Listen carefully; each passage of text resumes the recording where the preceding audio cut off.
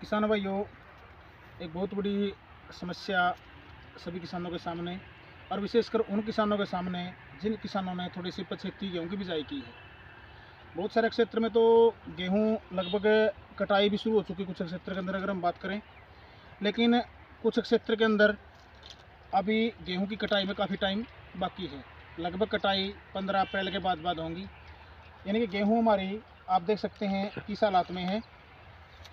अभी पकावे की ओर हैं, लेकिन पकने से में काफ़ी टाइम लेंगे। और किसानों के सामने एक प्रश्न है कि गेहूं के अंदर सुंडी या इल्ली का अटैक पिछले 2 दिनों से बात करूँ मैं, आज 30 मार्च है, यानी कि 27-28 मार्च से लोगों के सामने एक बहुत सारी समस्या है किसानों के सामने कि गेहूं के अंदर सुंडी या इल्ली का आक्रमण हो चुका है। तो स्प्रे करें या ना करें। सबसे पहले हम बात करते हैं स्प्रे करें या ना करें, उसके बाद हम बात करेंगे कौन सी दवाई का स्प्रे उचित रहेगा, कौन सी दवाई का स्प्रे हम करें। किसान भाइयों, आपने क्या देखना है, अपने खेत के अंदर आपने जाना है।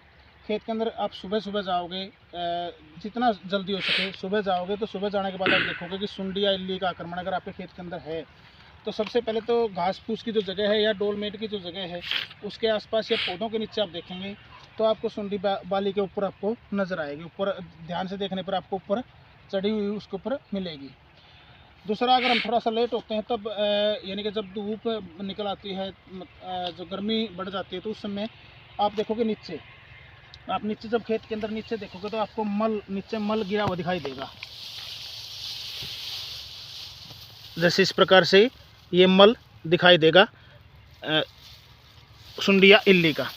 तो आप समझो, और फिर आप थोड़ा सा पौधे को इस प्रकार से लाओगे तो हो सकता है आपको नीचे गिरी हुई सुंडी या इल्ली आपको गेहूं के खेत में मिले।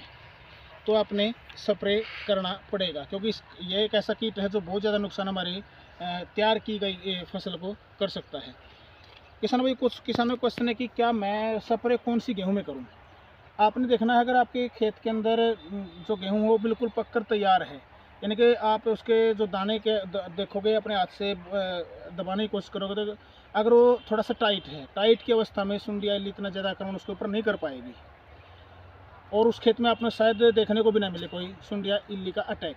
हाँ, अगर जब दाना इतना नाजुक है, यानी कि पककर तैयार नहीं हुआ है और आराम से दूधे की अवस्था में है, तो बहुत ज़्यादा ये नुकसान अपने गेहूं की फसल में करने वाली है। तो आपने सचेत हो जाना है और आपने स्प्रे करना ही करना पड़ेगा, नहीं तो काफ़ी नुकसान आपकी गेहूं की फसल को होगा। तो किसान भाई, ये तो आपने स्टेज देखनी है, इस स्थिति में आपने स्प्रे करना है। फिर बात करते हैं कि स्प्रे में हम कौन सी दवाई का प्रयोग करें। बहुत सारे केमिकल्स हैं, बहुत सारी दवाइयाँ आपको बाज़ार में उपलब्ध मिलती हैं सुंडी या इल्ली के रोकथाम के लिए, लेकिन हम मानते हैं सबसे अगर अच्छी बात करें तो आप जैसे ले सकते हैं सस्ते के अंदर इमामेक्टिन बेंजोएट अलग अलग कंपनी के अलग अलग नाम से मिलती हैं। प्रोक्लेम नाम से मिलती है, इंडोफिल कंपनी के ओलेक्स नाम से मिलती है, और कंपनियों की भी अलग अलग नाम से आपको बाज़ार में मिलती हैं। सस्ती भी है और अच्छी दवाई भी है। तो आप इसका स्प्रे करेंगे 100 ग्राम प्रति एकड़ के हिसाब से। इसके अलावा अगर हम थोड़ा सा लंबे रिजल्ट के लिए और थोड़ा सा कॉस्टली की ओर जाना चाहते हैं, थोड़ा सा महंगी दवाई का हम प्रयोग करना चाहते हैं जिसका लंबा रिजल्ट हो, तो उसके लिए आप ले सकते हैं इंडोफिल कंपनी की रिमोन, जिसकी मात्रा रहेगी 1 लीटर पानी 1 ml। उसके हिसाब से भी आप अपने खेत के अंदर रिमोन का स्प्रे करके सुंडी या इल्ली के आक्रमण से अपनी गेहूं की फसल को बचा सकते हैं और अपने उत्पादन को बढ़ा सकते हैं। किसान भाइयों, बात हुई है कि निगरानी कैसे करें, उसके बाद पहचान कैसे करें, पहचान करने के बाद कौन सी दवाई का अपने स्प्रे इसके अंदर करना है। इसके अलावा और क्या कोई और कीट भी हमारे गेहूं की फसल के अंदर आक्रमण कर सकता है। तो ये स्टेज ऐसी है, इस स्थिति में न कोई तेले का अटैक आपको देखने को मिलेगा। हाँ, हो सकता है अगर आपने 2851 वैरायटी लगाई है तो पीला रतुआ, और वो लेट वैरायटी है, तो पीला रतुआ उसके अंदर थोड़ा बहुत आपको देखने को मिल सकता है। उसके लिए भी बहुत सारी वीडियो आपके सामने पहले भी बनाई गई हैं, और अब भी मैं दोबारा इस वीडियो में बताता हूँ कि आप जैसे सस्ते में लेना चाहते हैं तो प्रोपिकोनाजोल, धन या टिल्ट के नाम से जो मार्केट के बाज़ार में मिलती है, आप उसको भी 250 ग्राम प्रति एकड़ के हिसाब से साथ में इल्ली की दवाई दोनों को मिलाकर आप अपने खेत में स्प्रे कर सकते हैं। किसान भाई, पानी की मात्रा का विशेषकर ध्यान रखना है। पानी आपने कितना डालना है, कम से कम भी 150 से 200 लीटर पानी आपने अपने खेत के अंदर देना होगा।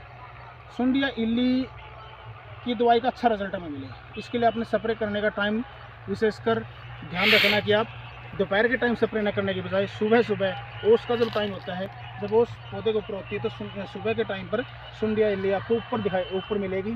तो आप उस समय स्प्रे करेंगे तो ज़्यादा बेहतर परिणाम आपको देखने को मिलेगा। तो किसान भाई ये वीडियो में हम जानकारी देने की कोशिश की है कि किसान जो कन्फ्यूज हैं, जो विचलित हैं कि हम कौन सी दवाई का स्प्रे करें या ना करें, तो ये आपने देखना है कि आपकी गेहूं की स्थिति या स्टेज कौन सी है, स्प्रे करने का कितना फ़ायदा होगा। तो आप अपने इस बात को ध्यान में रखते हुए अच्छी दवाई का चुनाव करके आप अपनी गेहूं की फसल के अंदर स्प्रे करें और अपनी गेहूं की फसल को इस भयंकर कीट से बचाएं। आपका उत्पादन बढ़ेगा। इसी के साथ जय हिंद, जय किसान, जय भारत।